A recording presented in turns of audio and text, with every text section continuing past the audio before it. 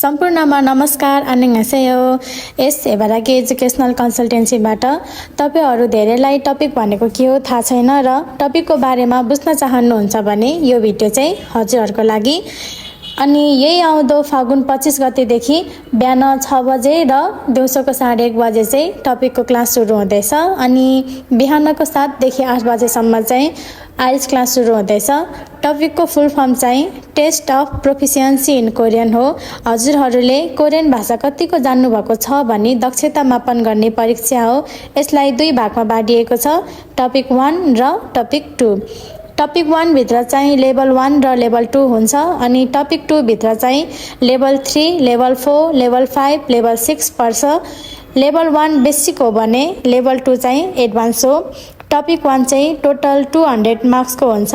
हजुरले 80 देखि 139 सम्म ल्याउनु भयो भने टपिक 1 को लेभल 1 पास गर्नुहुन्छ र 140 देखि 200 को बीचमा ल्याउनु भयो भने चाहिँ टपिक 1 को लेभल 2 पास गर्नुहुन्छ। टपिक 2 चाहिँ टोटल 300 मार्क्सको हुन्छ। टेबलमा देखाए अनुसार 120 देखि 149 सम्म ल्याउनु भयो भने टपिक 2 को लेभल 3, 150 देखि 189 सम्म ल्याउनु भयो भने टपिक 2 को लेभल 4, 190 देखि 229 सम्म ल्याउनु भयो भने टपिक 2 को लेभल 5, 230 देखि 300 सम्म ल्याउनु भयो भने टपिक 2 को लेभल 6 पास गर्न सक्नुहुन्छ।